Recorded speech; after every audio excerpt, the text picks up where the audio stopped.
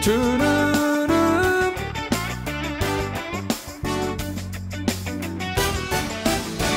Estoy siguiendo a Jesucristo. De este camino yo no desisto. Estoy siguiendo a Jesucristo. Atrás no vuelvo, no volveré, no volveré, no volveré. Vamos a aplaudir al Señor Jesús.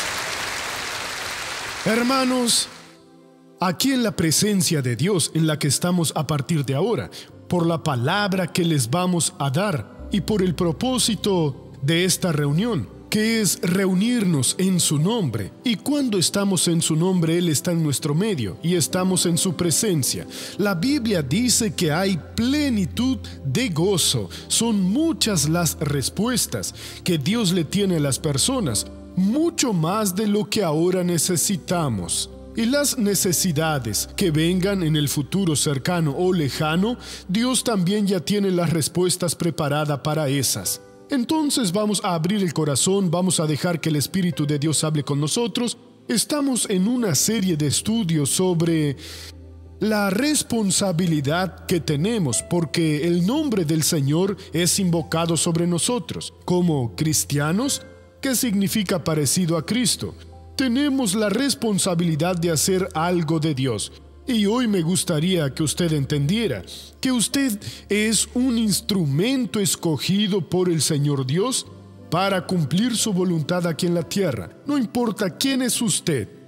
Usted puede haber sido la peor persona, como lo fue Saulo de Tarso, pero el Señor Dios dijo sobre él que le era instrumento escogido. Eso está en el libro de Hechos capítulo 9, versículo 15. Cuando Ananías dijo: Señor, he oído de muchos acerca de este hombre, que era un hombre peligroso, perseguía las iglesias, ese hombre vino aquí con autorización y me mandas orar por él para que vuelva a ver. En otras palabras, déjalo ciego, así no podrá hacer más males contra nosotros y ser lleno del Espíritu Santo. Y el Señor Jesús le dijo a Ananías, palabras de Jesús, el Señor le dijo: ve, porque instrumento escogido me es este, para llevar mi nombre en presencia de los gentiles, de reyes y de los hijos de Israel. Nosotros tenemos una misión igual. No fuimos escogidos para estar escondidos en un rincón de la casa. No fuimos escogidos para ver que los otros sean usados y nosotros no. La iglesia tiene que entender. Todos los miembros necesitan entender. Los discípulos de Jesucristo necesitan conocer este hecho. Nosotros somos parte del cuerpo de Jesús. Y como nuestro cuerpo, no existe una célula en ninguna parte de nuestro cuerpo que esté ahí por casualidad y no tenga una función. Nosotros también estamos en el cuerpo de Cristo para ejecutar todas las misiones que Dios nos ha destinado a hacer. Entonces, ¿qué debemos hacer? Estar listos. Procura con diligencia presentarte a Dios aprobado como obrero que no tiene de qué avergonzarse, que usa bien la palabra de verdad, para que cuando el Señor nos dé la misión, estemos listos para cumplir esa misión. El enemigo intenta hacer que nosotros no nos convirtamos. No creo que lo merezca, pequé mucho. Solo el día en que esté mejor iré a la iglesia. Allá es lugar de personas santas. La iglesia es el lugar para que vengan los arruinados, destruidos, porque aquí Dios los cura, Dios los limpia, los prepara. Una vez que estamos en la iglesia y rompemos la acción del enemigo, él intenta mostrarnos que no tenemos valor. Gente que tiene un tremendo potencial, que tiene una linda voz, cuando realiza la primera grabación dice: tengo una voz muy fea. No, todavía no estoy preparada. Digo esto porque la primera vez que me oí en un grabador dije: ¡qué horrible! Dios me libre de esa voz tan fea. Y después noté que era el demonio. Dios no me iba a engañar. ¿Cómo me haría el llamado si no estuviera preparado? Moisés dijo que no estaba en condiciones. Jeremías dijo que era un niño. Dios le dijo: no digas soy un muchacho, te constituí profeta de las naciones. Entonces, como cristianos, todos nosotros tenemos una misión, y es necesario estar en sintonía con los cielos, atentos, consagrados en la palabra y preparados. Cuando aparezca alguna necesidad en nosotros o en alguien que nos busque por una necesidad, podemos decir, yo sí puedo, porque Dios ya me ha preparado, y lo que Dios ya nos ha hablado es lo que tenemos que enseñar. En ese momento no tenemos que desesperarnos. Dios, ¿qué le digo? Dígale lo que ha visto y ha oído, lo que ha entendido en la palabra. Dios nunca es sorprendido. Él ya le preparó para que usted sea una bendición. Ahora vamos a la segunda carta a Timoteo 2:4. Nosotros como cristianos fuimos alistados para la guerra espiritual. Y hermano, Jesús vino a traernos paz, pero también trajo guerra. Encendió el fuego y ese fuego está encendido. Segunda carta a Timoteo, capítulo 2, versículo 4. Ninguno que milita se enreda en los negocios de la vida, a fin de agradar a aquel que lo tomó por soldado. Esta palabra es muy profunda y sería bueno si tuviéramos demasiado tiempo para poder estudiar todos los ángulos que tiene. Todos somos llamados para realizar la obra de Dios. Es una guerra espiritual contra las fuerzas de las tinieblas. Nuestras oraciones eficaces pueden mucho, hermanos. Pero es necesario que observemos, porque nadie que fue tomado por soldado puede enredarse en los negocios de la vida. Podemos tener un trabajo, sí, pero no algo que nos enrede. Asumir compromisos que pueden deshacerse de un momento a otro. Porque si estamos comprometidos, si Dios nos llama para algún trabajo, no podremos ir. Entonces enredarse de ninguna forma, cosas malas ni de broma. Lo que es malo no puede encontrarse en nuestras manos. Sea la oferta que sea, cualquier propuesta que surja, no la quiero, no haré eso, porque fui llamado para cumplir la voluntad del Señor, y no me voy a enredar en esto. Por ejemplo, el joven y la joven están comprometidos y piensan en casarse. Él siente que fue llamado al ministerio. Está bien, ¿dónde servirá a Dios? ¿En San Pablo? ¿En Nueva York? Tokio, París, o en una villa pobre, o en medio del campo. Él tiene que hablar con ella. Ha sido llamada. Si Dios me manda a un lugar demasiado pobre, de difícil acceso, con personas necesitadísimas, ¿irás con buen corazón? No lo sé. Entonces debe orar y decirle que pases bien, busca a otro que tenga el mismo llamado que tú tienes. Porque debe ser de esa forma y explicarla en serio, porque si Dios le toca, tiene que ir. Y si no va, estará en pecado. El romanticismo muchas veces impide que la gente vea la verdad de la situación. El matrimonio es algo muy serio. Desde el día en el que me convertí, sabía que Dios me quería en el ministerio. Aunque siendo niño jugaba a predicar.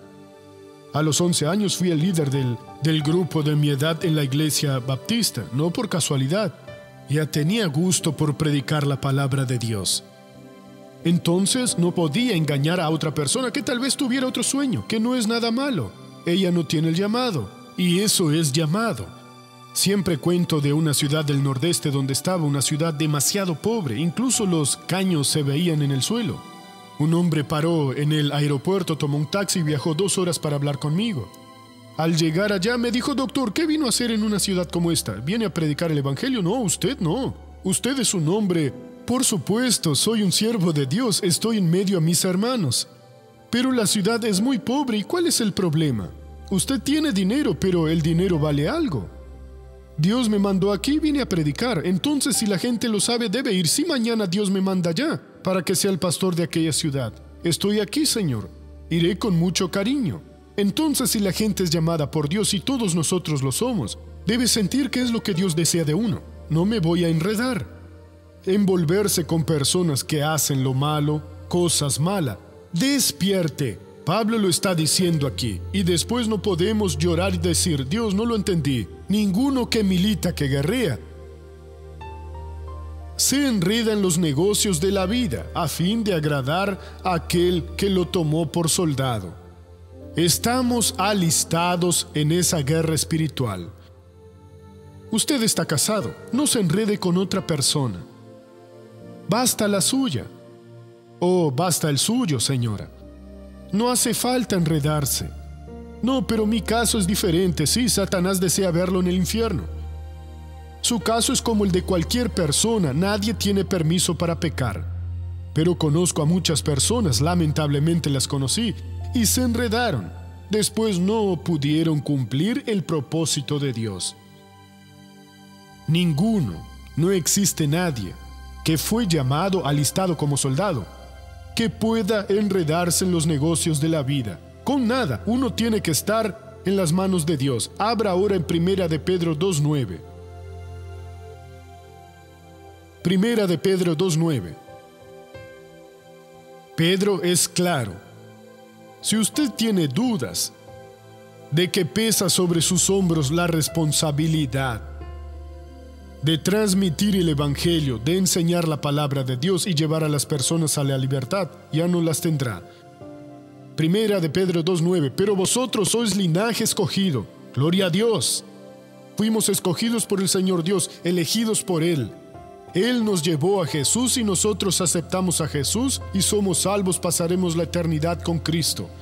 Real sacerdocio. Somos aquellos sacerdotes que cuando dicen Padre, voy a ti en el nombre de Jesús, Dios nos atiende. Nosotros ministramos a Dios y ministramos las cosas de Dios. Nación santa, pueblo adquirido por Dios. Gloria a Dios, fuimos comprados no con oro y plata, sino con la preciosa sangre de Jesús. ¿Para qué? Para que nos sentemos en la iglesia y disfrutemos la comunión unos con los otros, mucho más que eso, para que anunciéis las virtudes de aquel que os llamó de las tinieblas a su luz admirable. Todos nosotros, unos predicando directamente, otros dando testimonio a unos y otros, dando su testimonio con sabiduría, y otros logrando vencer en la vida porque eran un fracaso, vivían enfermos, derrotados, en la quiebra, y ahora tienen salud, tienen prosperidad, y serán una carta viva que será leída por los demás. Mira a Juan, era tan sucio y peligroso, ahora es un hombre de Dios. María sufría tanto, ahora es una mujer feliz. Entonces todos nosotros fuimos llamados pueblo adquirido, nación santa, propiedad particular de Dios, con un único propósito: transmitir las virtudes, mostrar, predicar, demostrar, usar las virtudes de aquel que nos llamó de las tinieblas a su luz admirable. Cristianos, nosotros no somos religiosos. No podemos llegar a la iglesia cabizbajos. ¿Qué tengo que hacer? Está bien, lo haré. No. ¿Qué es lo que el Padre ha preparado para mí? Quiero ser el mejor. Tengo que vencer. Nosotros somos los que entran a una batalla sabiendo que seremos victoriosos. Abra ahora en Hechos 26:18. Pablo contando lo que sucedió el día que el Señor Jesús lo encontró a camino de Damasco. Tal vez usted no fue encontrado a camino de Damasco. Hechos 26:18. Porque donde Dios lo encontró fue para cambiar su vida y hacerle a usted exactamente lo que dice aquí. Vamos a empezar en el versículo 16. Pero levántate y ponte sobre tus pies. Esa fue la palabra de Jesús en el momento de su conversión. Porque para esto he aparecido a ti, para ponerte por ministro y testigo de las cosas que has visto y de aquellas en que me apareceré a ti. Entonces, de lo que usted ya vio y ya entendió, usted es ministro y testigo. Cuando Dios le abre el entendimiento en la palabra sobre cualquier tema bíblico, y usted descubre que eso le pertenece, que debe apropiárselo, que tiene que vivir. Eso le pasó a usted por dos motivos: para que usted sea ministro y testigo de esas cosas. Y las cosas que Dios le va revelando son bendiciones que le va agregando a su ministerio. Las tiendas se van ensanchando, su espacio va aumentando, librándote de tu pueblo y de los gentiles, a quienes ahora te envío. Si usted obedece el llamado de Cristo, Él siempre le librará de todas las personas malas que se levantan contra usted. A veces parece que no será posible. Siga firme, porque Jesús cumple su palabra. Ahora viene el 18. ¿Para qué? Para que abra sus ojos, para que se conviertan de las tinieblas a la luz y de la potestad de Satanás a Dios, para que reciban, por la fe que es en mí, perdón de pecados y herencia entre los santificados. Es lo mismo, hermanos. Nosotros somos instrumentos escogidos, preparados, ungidos por el Señor, y no podemos andar de forma indigna. Si hasta hoy usted ha hecho lo que Jesucristo nos recomienda, si usted ha dejado que el diablo use su mente, use su cuerpo de cualquier forma mala, reconcíliese con Dios hoy, porque usted fue tomado no para enredarse, sino para cumplir el plan de Dios. Y entonces usted será feliz. Ahora vamos a la novela de la vida real.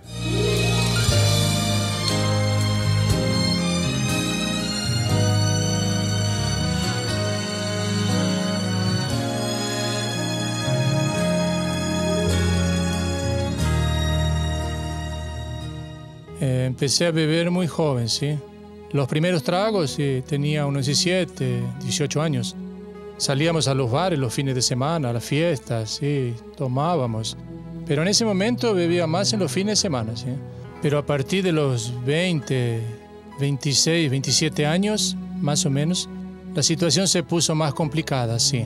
Empecé a tomar prácticamente todos los días. Mi hermano Jorge llevaba una vida desde la época de joven, de los 18, 20 años, siempre trabajó, ¿sí?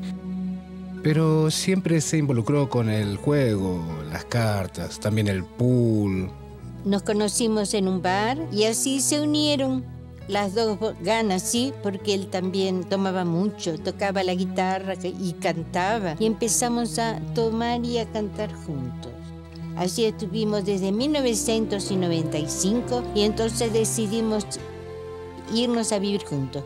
Fuimos a vivir juntos. Era una vida que para nosotros era alegre porque tomábamos todos los días. Él vivía en la bebida y aparentemente todo eso le causaba mucha alegría, ¿verdad? A él y a Rita también, mi cuñada. Fue una vida muy sufrida. Desde 95 hasta 2002 fue mucho sufrimiento, sí. Bebíamos mucho. Nos levantamos todos los días y ella tenía que tomar remedio para quitarse el dolor de cabeza, mucho malestar. Y creíamos que eso era vivir. Él malgastó 20 años de su vida, ¿sí? Siempre con la bebida, el juego, y perdió todo ese tiempo, ¿sí? La parte financiera de su vida, que podría haberla destinado a cosas más sanas, ¿sí? No lo hizo. Fue cuando nos mudamos a Aparecida que comencé a decidir a la iglesia de Cuaratinguetá.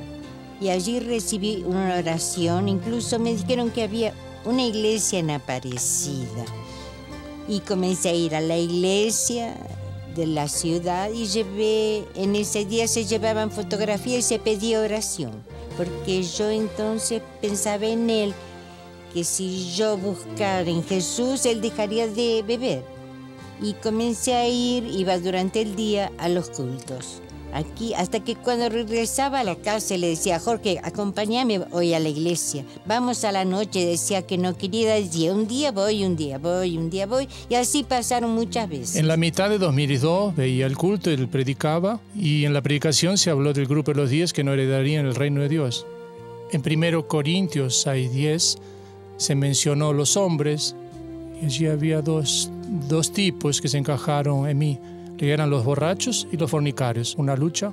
Yo empecé a ir más a los cultos, con más frecuencia, ¿sí? Pero de un lado Dios tiraba y el diablo del otro lado, el diablo no quería, pues deseaba que volviera al mundo y siguiera tomando. Su intención es matar, robar, matar, destruir, sí.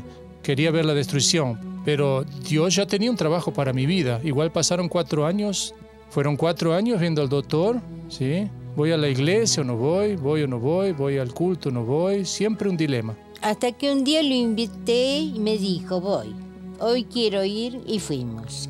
Y cuando llegó para ver el culto, se terminó el culto y él dijo, nunca más abandono a Jesús. Además del alcohol, estamos en fornicación, hasta que llegó el día en que él y yo decidimos bautizarnos. Y nos bautizamos el día 11 de febrero de 2007, ¿sí?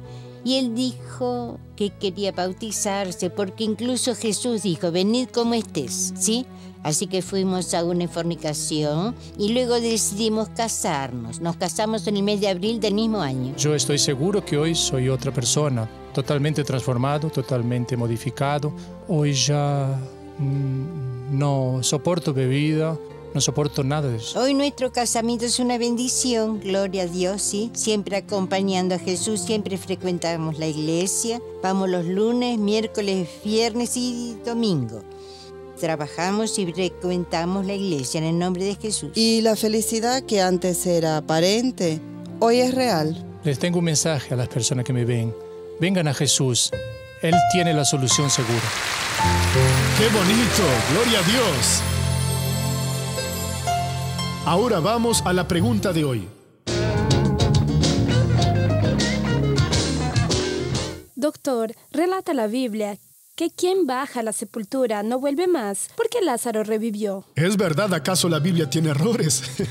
Pero Lázaro no murió, sí murió. Incluso Jesús dejó que se quedara 4 días, porque los judíos tenían su propia teoría. No pasó de una teoría, que una persona podría regresar hasta después de 3 días.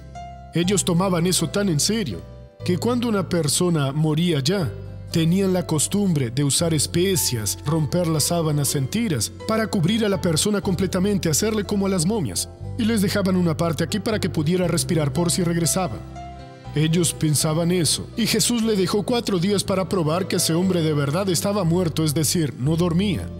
Incluso existen algunas comparaciones bíblicas que hacemos, porque dicen que 2 discípulos corrieron cuando las mujeres anunciaban que él estaba vivo. Y corrieron, y uno corrió más rápido que Pedro. Eran Pedro y Juan. Juan debía ser más joven. O tal vez no, algunos jóvenes que corren menos que los más maduros. Conozco algunos que cuando van a jugar a la pelota, mientras los maduritos siguen todo el tiempo. Depende de la preparación física, ¿verdad? Todo es la preparación física. La edad cuenta mucho. Y cuando llegó allá, vio las sábanas, las tiras, todas ahí, aparte, como estaban allá. Pero fue un milagro tan grande porque nadie usó un cuchillo o una tijera para cortar. Y al lado estaba la sábana doblada. Si fuera a robar el cuerpo de Jesús, ¿qué tendría que hacer una persona? Usar un cuchillo para poder abrir y agarrar la sábana y salir como pudiera. Cuando Jesús resucitó, Él salió por la puerta. Es un milagro. Él vio y creyó, Dios. Y Jesús educadamente dobló la sábana y la dejó aparte allá. De verdad fue una obra de Dios, haciendo la comparación. Cuando Lázaro fue resucitado, salió de la tumba, Jesús dijo, desatadlo y dejadlo ir. Él debe haber sido como una momia. ¿Qué? Alguien me ha llamado. Porque dijo Jesús, desatadlo. Bueno, si no estuviera atado, era una costumbre de la época atarles. Y les ponían especias para que quedase como un yeso. Se secaba y endurecía. Y les dejaban así, pasados 3 días, después de 3 días, si no respiraba. Si esa persona no vivía, para quitarle eso, de verdad estaba muerto en descomposición. Entonces cerraban todo.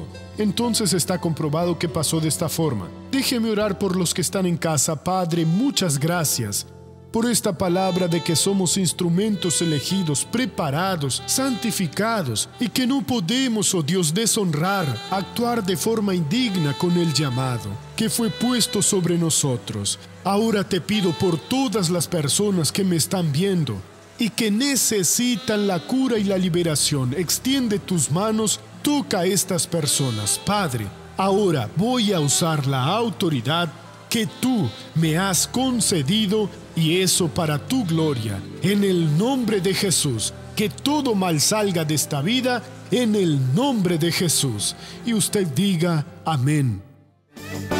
No volveré, no volveré.